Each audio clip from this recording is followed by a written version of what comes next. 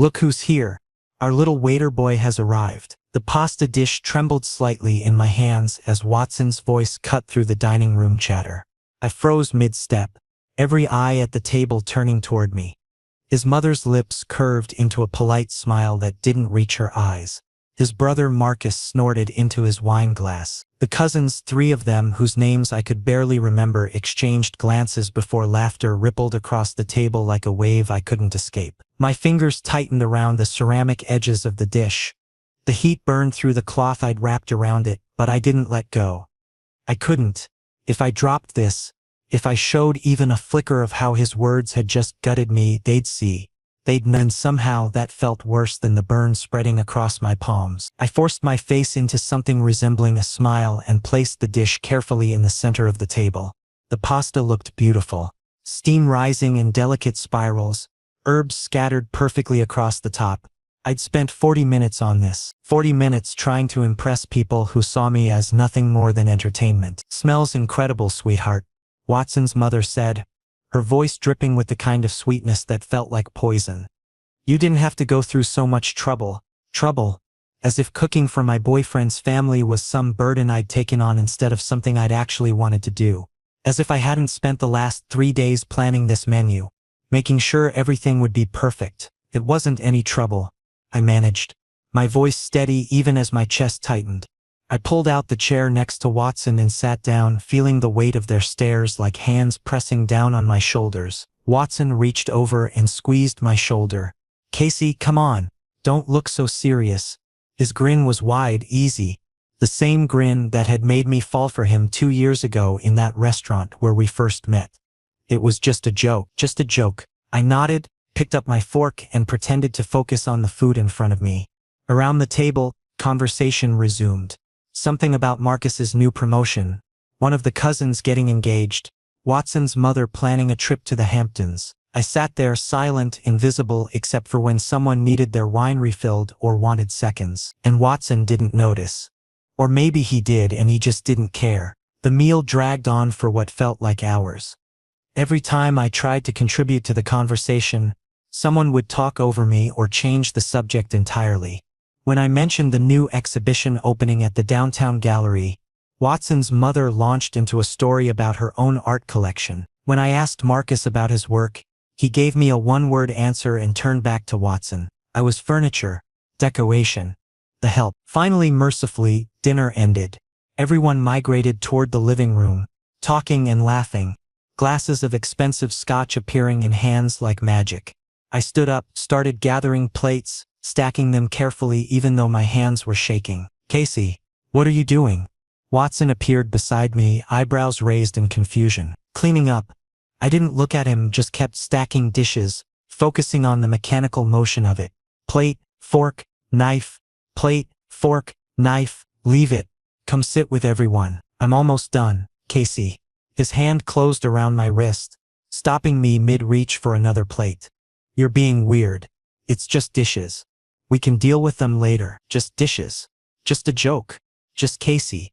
Overreacting again." I pulled my wrist free, gently but firmly.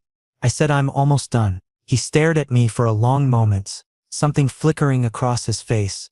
Confusion, maybe annoyance, before he shrugged and walked away. Back to his family. Back to people who mattered. I carried the dishes into the kitchen, set them beside the sink, and turned on the water. The sound drowned out the laughter from the other room.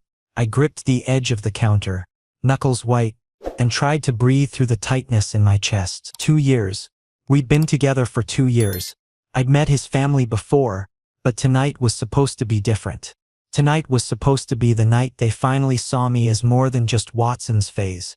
His rebellious choice, the waiter he was slumming it with. I'd cooked their favorite foods, dressed in the expensive shirt Watson had bought me last Christmas, smiled until my face hurt, and it hadn't mattered. None of it had mattered. "You okay in here?" I spun around, heart hammering. Watson stood in the doorway, hands in his pockets, head tilted in that way he did when he was trying to figure me out. "I'm fine." The lie tasted bitter on my tongue. "You don't look fine. You've been acting strange all night." He stepped closer, and I stepped back, putting the island counter between us. His eyebrows drew together. "Casey, what's going on?" "Nothing's going on. I'm just cleaning up. No, you're hiding in here. His voice carried an edge of frustration now. My family is out there, trying to get to know you better, and you're in here washing dishes like you're the hired help or something. The hired help. Something inside me cracked. Not broke, not yet, but cracked. A hairline fracture spreading through whatever was left of my patience. I am the help though, aren't I? The words came out quieter than I intended. That's what your family sees when they look at me. That's what you see. What? Casey, that's ridiculous.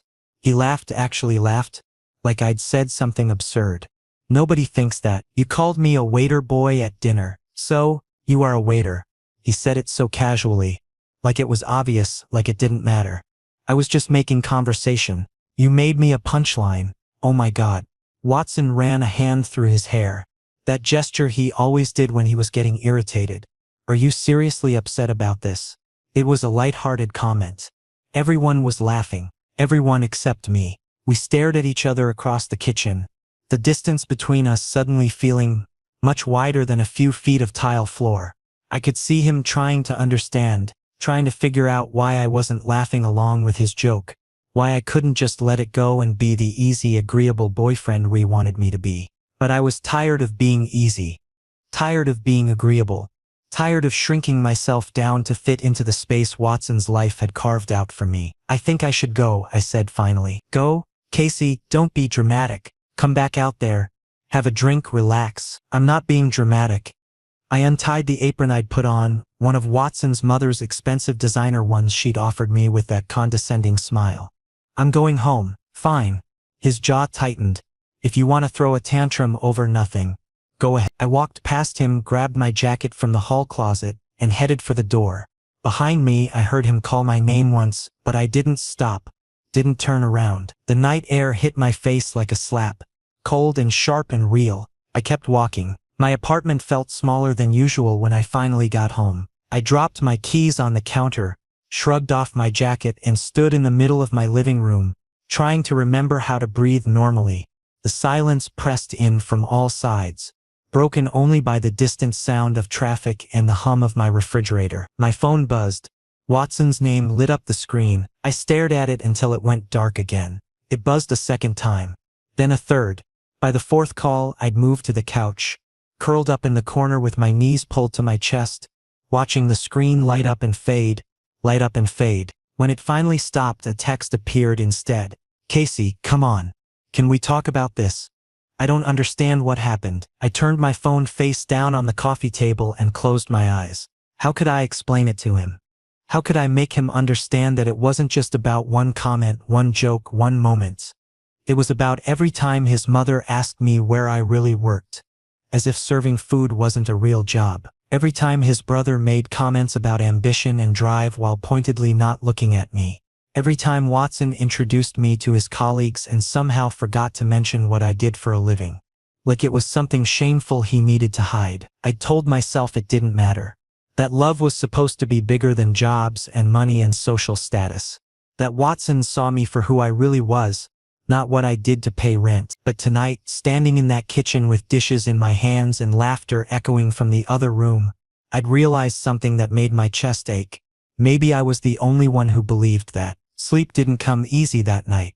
When my alarm went off at 6, I'd managed maybe 3 hours, and they'd been filled with fractured dreams where I kept dropping plates that shattered into smaller and smaller pieces. Work was a blessing and a curse.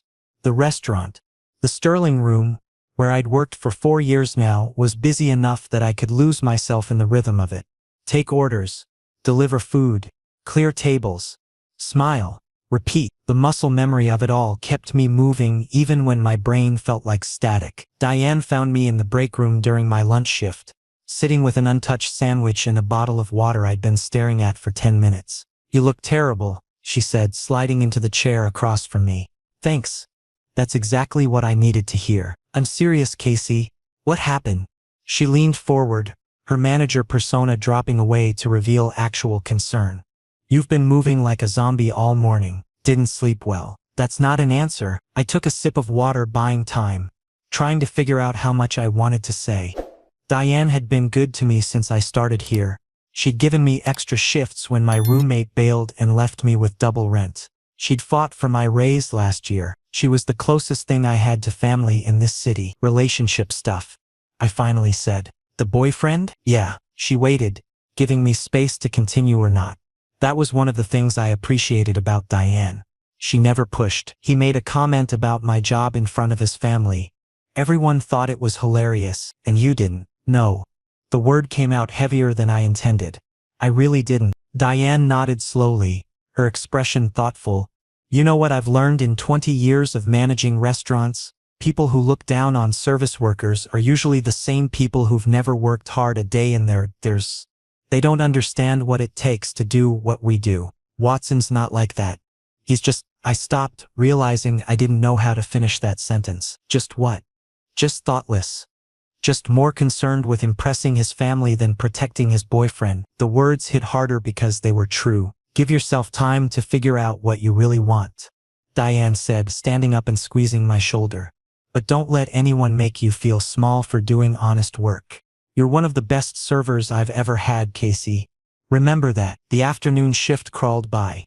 I kept glancing at my phone between tables, seeing new messages from Watson pop up, each one more frustrated than the last. This is getting ridiculous. Are you really going to ignore me over one comment? Fine. I get it. You need space. And then, around 3 o'clock, the hostess came to find me. Table 8 is yours, she said. But something in her expression made me pause. What? It's table 8. I grabbed my notepad and headed out to the dining room floor. Table 8 was by the window, good natural light, one of our nicer spots. And sitting there alone was Watson. My stomach dropped. He looked up as I approached, and I saw the dark circles under his eyes that matched mine. He hadn't slept either. Apparently. Good. Welcome to the Sterling Room, I said, falling into my professional voice like armor. Can I start you off with something to drink? Casey, please don't do this. Sir, our cocktail menu is... Stop it. His voice rose slightly, enough that the couple at the next table glanced over. He lowered it again, leaning forward. Just talk to me like a normal person. I kept my expression neutral, pen poised over my notepad. What would you like to order? His jaw clenched. I could see him fighting with himself, trying to decide whether to push or let it go. Finally, he sat back in his chair, eyes never leaving my face. Coffee. Black. Anything else? An explanation would be nice. I wrote down the coffee order and turned to leave. But his hand shot out, catching my wrist. Not hard, not painful, but firm enough to stop me. Please, he said, and his voice cracked on the word. Casey, please. I don't understand what I did wrong. Help me understand. I looked down at where his fingers circled my wrist, then up at his face. There was genuine confusion there, genuine hurt, and part of me wanted to sit down, to explain everything, to make him see what I saw. But we were in my workplace, my territory, and for once, I held the power. This is a restaurant, Watson. You're a customer. I'm your server. That's the only relationship that exists here. I pulled my wrist free gently. I'll be back with your coffee. I walked away before he could respond, my heart pounding so hard I thought it might break through my ribs. Behind the coffee station, I gripped the counter and took 3 deep breaths before I could trust my hands to stay steady. When I brought his coffee back, there was a $20 bill on the table. Watson was gone. Underneath the bill, he'd written on a napkin, "I'm sorry, I don't want to lose you. Please let me make this right." I folded the napkin carefully, slipped it into my apron pocket, and cleared the untouched coffee cup. Some things once broken don't fit back together the same way. 2 weeks of silence felt like 2 years. Watson's messages shifted from apologetic to desperate to angry and back again. Voice notes appeared in my inbox, some of them 2-3 minutes long. But I couldn't bring myself to press play. Every time I saw his name on my screen, that dinner table scene replayed in my head like a movie I couldn't pause. Work became my sanctuary and my prison. I picked up every extra shift Diane offered, working doubles until my feet ached and my smile felt permanently fixed to my face. Exhaustion was easier than thinking. Moving was easier than feeling. Casey, you're running yourself into the ground, Diane said one evening as I was tying my apron for the 6th day in a row. I'm fine. You have dark circles that could pass for bruises. You're not fine. I didn't argue because she was right. I looked in the mirror that morning and barely recognized myself. But staying busy meant staying numb. and numb was manageable. The dinner rush that night was brutal. A bachelor party had taken over 3 tables and they were loud, demanding, and terrible tippers. I navigated through it with mechanical precision, refilling drinks and dodging inappropriate comments with practiced ease. By the time my shift ended at 11, rain was falling in sheets outside. Of course, I'd left my umbrella at home. Naturally, perfect ending to a perfect day. I clocked out, said goodnight to the kitchen staff, and pushed through the back door into the alley. The rain hit me immediately, soaking through my shirt in seconds. I didn't care. I started walking, letting the cold water wash over me, feeling oddly cleansed by it. My apartment was 15 blocks away. I made it 7 before I saw him. Watson stood under the broken streetlight outside my building, completely drenched. His hair was plastered to his forehead, his shirt transparent with rain, his hands shoved deep in his pockets. He looked miserable. He held desperate. He looked like everything I'd been trying not to think about for 2 weeks. Casey. I stopped walking. Every instinct told me to keep going, to walk past him, to lock myself in my apartment and pretend he wasn't there. But my feet wouldn't move. What are you doing here? My voice came out tired, so tired. Waiting for you. He took a step toward me. I've been here for 3 hours. That's not my problem. I know it's not. He was shivering now, whether from cold or emotion I couldn't tell. But I need to talk to you. I need to apologize properly, not through texts or notes or showing up at your work like some creep. You are being a creep right now, then I'll be a creep. I don't care anymore. His voice rose, desperate and raw. I can't do this, Casey. I can't go another day without talking to you, without seeing you, without... He broke off, running a hand over his face. Water dripped from his fingers. Something in me snapped. 2 weeks of holding everything in, of being professional and controlled and fine, and suddenly I wasn't fine at all. You want to talk? Fine. Let's talk about how you humiliated me in front of your entire family. Let's talk about how you turned my job into a punchline and expected me to laugh along. Let's talk about how you stood there and let them treat me like I was nothing. My voice echoed off the buildings around us. A window opened somewhere above, someone probably yelling at us to shut up. But I didn't care. I have worked so hard, Watson. So hard. I put myself through community college while working full-time. I saved every penny so I could move to this city and actually have a chance at something better. I show up every single day and smile at people who treat me like I'm beneath them. And I do it with grace because it's my job and I'm good at it and I take pride in it. Rain ran down my face, mixing with tears. I didn't realize I was crying. And you were supposed to be different. You were supposed to see me, really see me. Not just what I do or how much money I make, or whether I'm good enough for your family's standards. But that night, in that kitchen, I realized you're just like the rest of them. You're embarrassed by me. No. Watson moved closer, his own voice breaking. No, Casey, that's not true. I'm not embarrassed by you. I've never been embarrassed by you. Then why did you say it? Why did you let them laugh? Because I'm an idiot. The words burst out of him. Because I was trying to be funny, trying to lighten the mood, because my mother was being her usual critical self, and Marcus was making his passive-aggressive comments. And I thought, God, I don't know what I thought, that if I made a joke everyone would relax, that it would break the tension. He stopped in front of me close enough that I could see the tears mixing with rain on his cheeks. I didn't think about how it would sound. I didn't think about how it would make you feel. I just opened my mouth and said something stupid. And by the time I realized what I'd done, it was too late. Everyone was laughing and you were smiling, and I convinced myself it was okay. But it wasn't okay. No. It wasn't. It was the furthest thing from okay. His hands came up like he wanted to touch me, then fell back to his sides. And then when you left, when you stopped answering my calls, I kept telling myself you were overreacting, that it wasn't that big a deal, that you'd cool off and we'd work it out. The rain seemed to fall harder, as if the sky itself was crying for us. But it is a big deal, isn't it? Watson continued, his voice barely above a whisper. Because it's not just about that one comment. It's about every time I didn't stand up for you. Every time I let my family make subtle digs and I pretended not to notice. Every time I introduced you and somehow forgot to mention what you do because some part of me was worried what people would think. He sucked in a shaky breath. You were right. I've been a coward. I've let you face their judgment alone, because defending you meant confronting them, and I was too selfish, too comfortable to do that. I failed you, Casey. As your partner, as someone who claims to love you, I failed you completely. The anger that had been burning in my chest for 2 weeks started to crack, revealing the hurt underneath. The deep, aching hurt of betrayal by someone I'd trusted completely. You did, I whispered. You really did. I know, and I'm sorry. I'm so sorry. His voice broke completely. I don't deserve another chance. I know that, but I'm asking anyway because the thought of losing ye is killing me. These 2 weeks have been the worst of my life.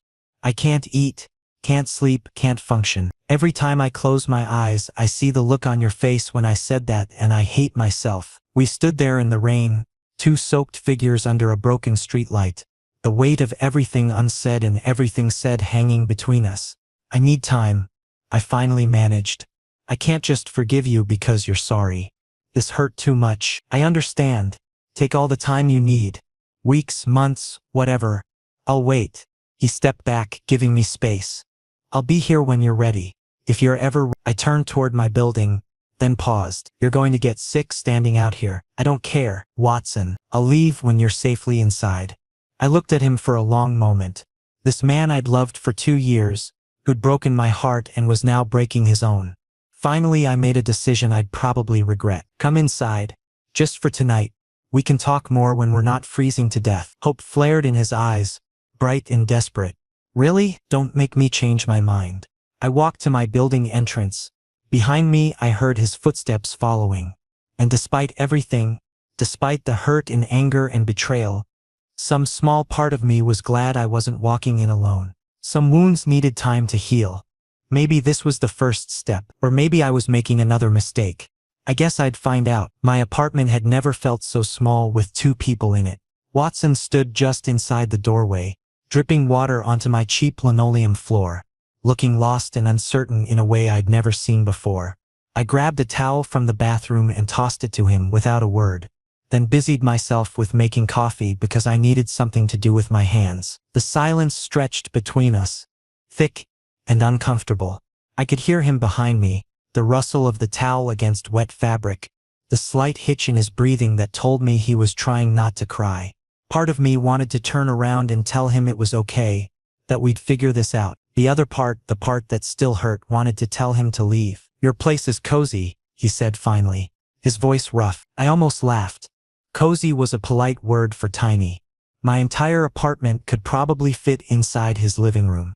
1 bedroom, a kitchen barely big enough for 1 person, a bathroom with a shower that only worked if you hit it at the right angle. It's what I can afford, I said, pouring coffee into 2 mismatched mugs.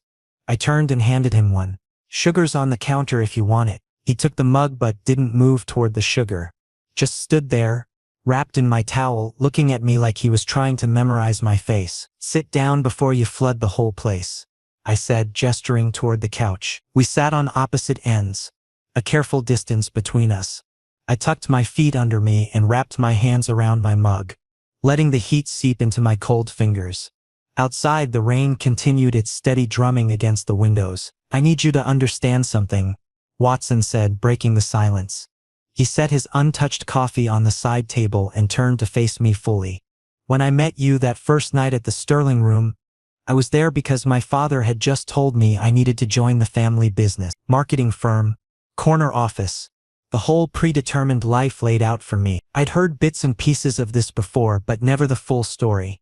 I stayed quiet, letting him continue. I ordered the most expensive thing on the menu because I was angry, and using his credit card felt like rebellion. You came to my table with this smile that actually reached your eyes, and you asked if I was celebrating someone or drowning my sorrows. He paused, a small smile flickering across his face at the memory. You read me in 30 seconds. That's part of the job, I said softly. Reading people, maybe. But you didn't treat me like a paycheck. You treated me like a person. We talked for 20 minutes about nothing and everything. You recommended the salmon instead of the steak I'd ordered out of spite. And you were right. It was incredible. His voice grew quieter. I came back the next night, and the night after that, just to see you. My chest tightened. I remembered those nights, Remembered the butterflies I'd get when the hostess seated him in my section. I fell in love with you in that restaurant, Casey. With your kindness and your work ethic and the way you made everyone feel important. Not just me. I loved that you were real in a world where everyone I knew wore masks.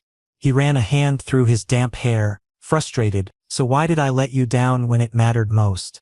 You tell me. I said, and there was no anger in my voice now. Just exhaustion. Because I'm a coward.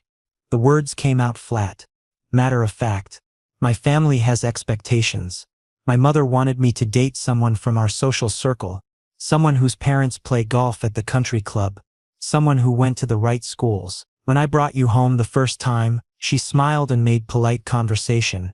But afterward she pulled me aside and asked if this was serious or just a phase. I flinched. A phase. I told her it was serious. I told her you were important to me. But I also spent the next 2 years trying to prove to her that we fit, that you belonged in their world. Every family dinner, every holiday, every event. I was so focused on making them accept you that I forgot to just defend you. He leaned forward, elbows on his knees, head in his hands. That joke at dinner wasn't about you being a waiter. It was about me trying to show them I was comfortable with it, that I wasn't embarrassed. But in trying to prove I wasn't embarrassed, I embarrassed you. I made you the punchline of my own insecurity. I took a sip of coffee, processing his words. You should have just told them to back off. I know. God, I know. But every time I thought about confronting them, I'd remember that they control my trust fund, my job prospects, my entire future. And I hated myself for caring about that more than I cared about protecting you. So what's changed? I asked. Why are you here now saying all this? Watson looked up at me, and his eyes were red-rimmed and desperate. Because these past 2 weeks showed me what my future looks like without you in it. And it's empty. I went to work every day and came home to an apartment full of expensive things that don't matter. I had dinner with my family and realized I don't even like most of them. I sat in meetings about marketing strategies and thought about how you're out there actually connecting with people, making their days better, doing work that matters. He moved closer, closing the distance between us on the couch. Not touching, but near enough that I could feel the warmth radiating from him. I called my father yesterday, told him I'm stepping back from the family business to figure out what I actually want to do with my life. He threatened to cut me off. I told him that's fine, I'll find my own way. A bitter laugh escaped him. My mother called me ungrateful. Marcus said I was throwing away opportunities for a relationship that probably won't last anyway. My breath caught. What did you say? I hung up on them. He reached out slowly, giving me time to pull away, and took my hand. Because Marcus is wrong. This relationship will last. If you'll have me. If you and forgive me for being weak when you needed me to be strong. I looked down at our joined hands. His fingers were still cold from the rain, trembling slightly. I'm scared, I admitted. Scared that this will happen again, that you'll choose them over me when it matters. I won't. I swear to you, Casey, I won't. I'm done trying to live up to their expectations. I'm done apologizing for loving you. Those are easy words to say right now, when you're sitting here desperate for forgiveness. But what about next month? Next year? When the reality of being cut off from your family hits you, then we deal with it together.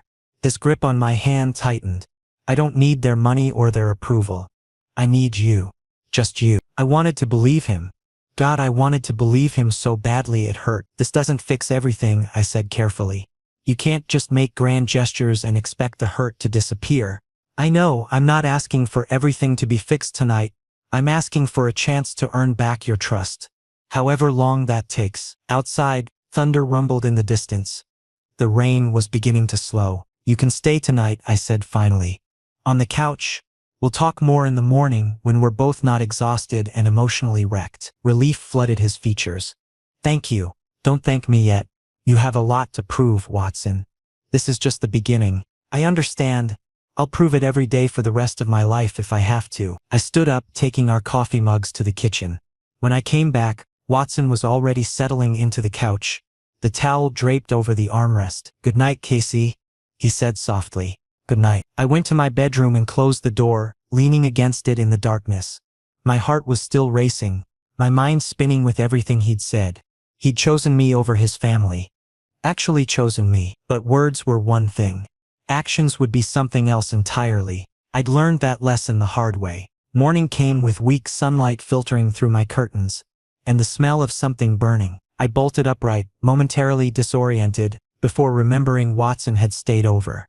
The smoke alarm wasn't going off yet, which I took as a good sign, but I threw on a sweatshirt and hurried to the kitchen anyway. Watson stood at my stove, spatula in hand, staring down at what might have once been eggs, but now looked like a science experiment gone wrong. He was still wearing yesterday's clothes, wrinkled and half-dye, his hair sticking up in every direction. "What are you doing?" I asked. He jumped, spinning around with a guilty expression. "Trying to make breakfast. Clearly I'm failing." I moved past him and turned off the burner, surveying the damage.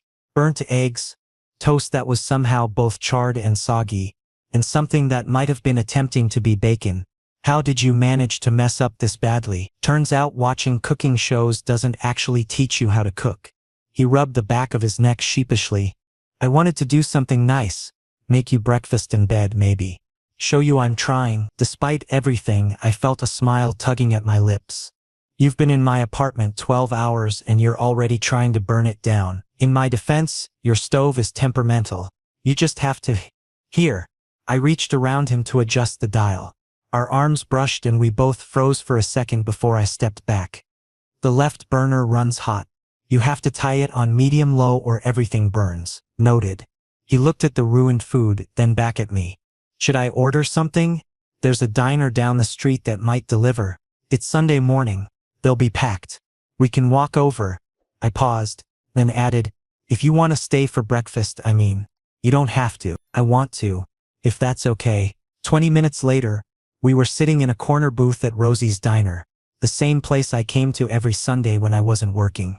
Marge, the waitress who'd been serving me for 3 years, raised an eyebrow when she saw Watson, but didn't comment, just took our orders and left us alone. "You come here a lot," Watson observed, watching me doctor my coffee with cream and 2 sugars. "Every week. Best pancakes in the city, and Marge doesn't judge me for eating alone." "You eat alone a lot?" I shrugged. "Comes with the territory. Most of my coworkers have families. Different schedules. And you are usually busy on Sunday mornings with..." I stopped, not wanting to say your family, but Watson finished the thought anyway. "With Sunday brunch at my parents' house." God, those were insufferable. 3 hours of my mother criticizing everyone's life choices while we pretended to eat overpriced eggs. "Benedict, you don't have to go anymore," I pointed out. "Since you're done trying to please them." "Yeah." He said it like he was still getting used to the idea. "That's going to take some adjusting to." Our food arrived and we ate in companionable silence for a while. I watched Watson struggle with his pancakes. He'd ordered them without asking what was good, and ended up with the blueberry ones that Marge always warned were too sweet, and felt something shift inside me. He was trying. Clumsily, awkwardly, but genuinely trying. "Tell me about business school," Watson said suddenly. "You mentioned once that you wanted to study restaurant management." I nearly choked on my coffee.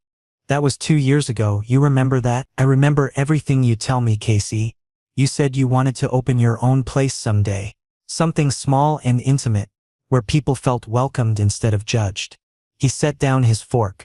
"What sock you?" "Money, obviously. Time. Experience. Take your pick. But if those things weren't obstacles? If you could start working toward it now." I studied him suspiciously. "Why are you asking?" "Because I've been thinking. I have a degree in business marketing that I've done nothing useful with. You have the passion and the experience. What if we collaborated? I could help with the business side while you focus on the creative aspects." "Watson, that's a huge commitment. We're barely back on speaking terms." "I know. I'm not suggesting we do it tomorrow. But maybe it's something to work toward. Together." He reached across the table, palm up, an invitation rather than a demand. "I want to support your dreams, not just expect you to fit into mine." I looked at his hand, then his face. There was sincerity there and something else, hope. Maybe determination. Slowly I placed my hand in his. One step at a time, he agreed. We spent the rest of breakfast talking about small things. My favorite tables at the restaurant. His terrible boss who'd been shocked when Watson gave notice. The book I'd been trying to read for 3 months. His secret addiction to reality TV shows. It felt normal. Easy. like the early days when we'd stayed up late talking about everything and nothing. When we left the diner, Watson didn't immediately head home. We walked through the neighborhood together, past the corner store where I bought groceries, the laundromat I used every Tuesday, the park where I sometimes sat on my breaks. "This is your world," Watson said, looking around. "I've been dating you for 2 years and I've never really seen it before. You never asked. I should have been curious about every part of your life." He stopped walking, turning to face me. "I want to know everything, Casey. Not just the parts that fit neatly into a schedule. I want to meet your coworkers, see where you get your morning coffee, understand what your life looks like when I'm not in it." Something warm unfurled in my chest. "Diane would like you. My manager. She's been asking about you." "What did you tell her? That you were an idiot who needed to grovel more?" Watson laughed, the sound bright and genuine. "She sounds wise. I should probably listen to her." We ended up back at my apartment as afternoon faded into evening. Watson helped me meal prep for the week. Poorly but with enthusiasm. He chopped vegetables like he was afraid they'd fight back, and managed to get marinara sauce on the ceiling somehow. But he laughed at himself and kept trying. "I'm really bad at this," he admitted, scraping burnt garlic off a pan. "You'll learn. If you stick around long enough." He looked at me, serious suddenly. "I'm sticking around. However long you'll let me. Even if it means eating my terrible cooking instead of 5-star restaurants. Especially then. Because it means eating with you." Later, as he was getting ready to leave, he paused at the door. "Can I take you out next weekend? Properly. A date. We've been dating for 2 years. I know. But I want to start over. Do it right this time. Show you that I'm serious about choosing you. About building a life together on equal footing." I considered it, then nodded. "Okay. But nowhere fancy. Somewhere we can actually talk. Deal." He leaned in slowly, giving me plenty of time to back away, and pressed a gentle kiss to my forehead. "Thank you for giving me another chance." After he left, I stood in my apartment touching the spot where his lips had been and let myself believe that maybe, just maybe, we could really make this work. Not the way it was before. Something new. Something better. Something built on honesty instead of illusions. 3 months later, everything had changed. Not in dramatic, sweeping ways, but in small, significant ones. Watson had gotten a job at a small marketing startup that paid a fraction of what his family business would have.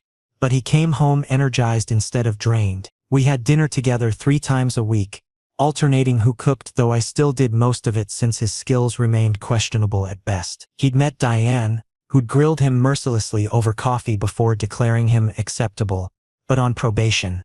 He'd started showing up at the restaurant on busy nights, not as a customer but sitting at the bar doing work on his laptop, just to be near me. Marge at the diner knew his usual order now. His family had stopped calling after the first month. Watson pretended it didn't hurt, but I could see it in the way he'd stare at his phone sometimes, waiting for messages that never came. Tonight was different though.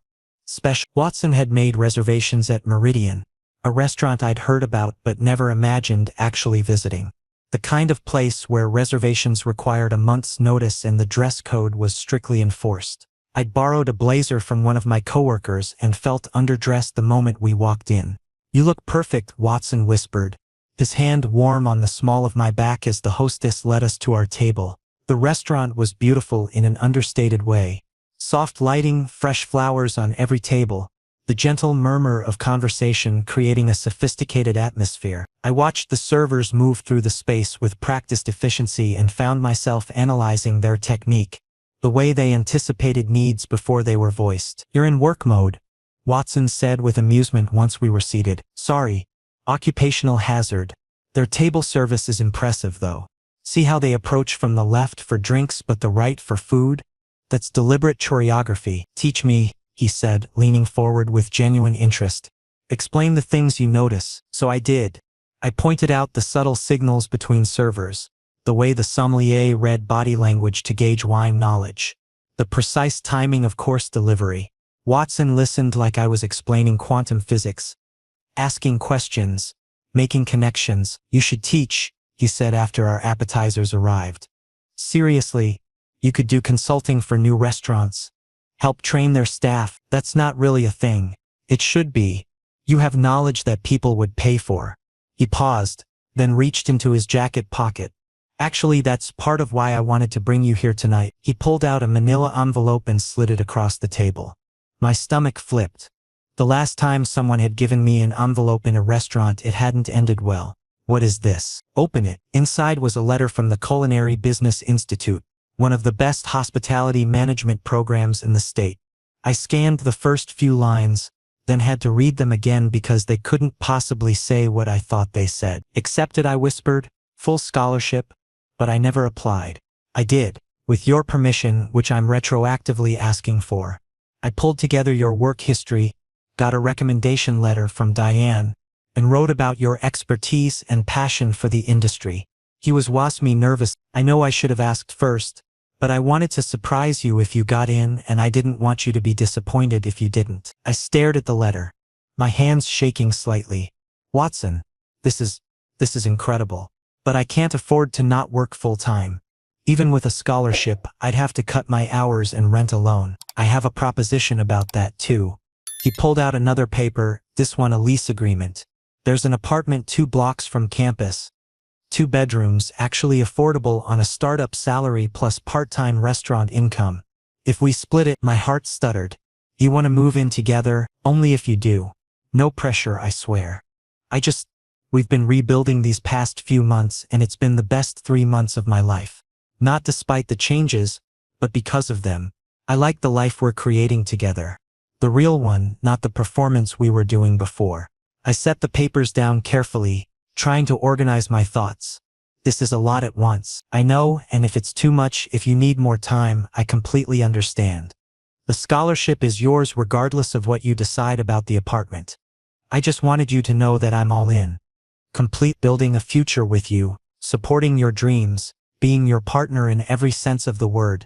Our waiter appeared with the main course, giving me a moment to compose myself. After he left, I looked at Watson across the candlelit table and saw the man I'd fallen in love with, but also someone new.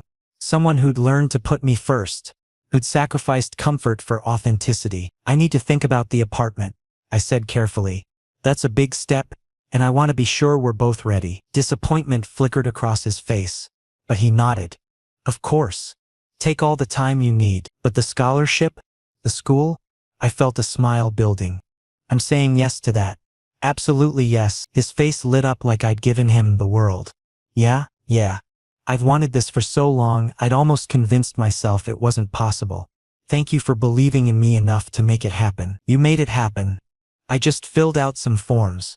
He raised his wine glass, to new beginnings, and to the future, whatever shape it takes. I clinked my glass against his. To the future. We finished dinner talking about class schedules and how to balance school with work. Watson suggested he could pick up more hours to help cover expenses, and I pointed out that we weren't living together yet, so he didn't need to worry about my rent. He argued that partners helped each other. I argued that I wasn't a charity case. It felt good to argue about logistics instead of hurt feelings. Normal. Healthy. After dinner we walked through the city instead of taking a cab. The spring air was cool but pleasant, and neither of us seemed ready for the evening to end. I have something to tell you, Watson said as we paused at a crosswalk. My mother called yesterday. I tensed. What did she want? To inform me that they're removing me from the family trust. Making it official. Marcus is getting everything. He said it casually, but I could hear the undercurrent of pain. I'm sorry, I'm not. Or maybe I am, a little. But mostly I'm relieved. It's final now. No more expectations. No more obligations. Just me making my own choices. Living my own life. The light changed and we crossed the street hand in hand. For what it's worth, I said, I'm proud of you. I know that doesn't replace family approval, but it means more. He squeezed my hand. Your opinion has always mattered more than theirs. I just lost sight of that for a while. We ended up at my apartment again, like we always did. But this time, when Watson moved to leave, I stopped him. Stay, I said. Not on the couch this time. With me. Casey, I'm not ready to move in together yet. But I'm ready for this. For us to really try again. No more halfway. No more testing the waters. I want all of you, and I want you to have all of me. He cupped my face in his hands, thumbs brushing my cheekbones. Are you sure? I've never been more sure of anything. He kissed me then, soft and sweet and full of promise. And when we finally pulled apart, we were both smiling. "I love you," Watson said. "Not because of what you do or who you know or how you fit into some predetermined plan. Just you. Exactly as you are. I love you too. The real you. The one who burns breakfast and cares too much and chose me over everything else." We went inside together, leaving the door to the past closed behind us. Whatever came next, school, career changes, family drama, life's inevitable complications, we'd face it together, as equals, as partners, as two people who'd learned the hard way that love without respect was worthless. But love built on honesty and mutual support could weather anything. The future was uncertain, but for the first time in months, that didn't scare me. It excited me.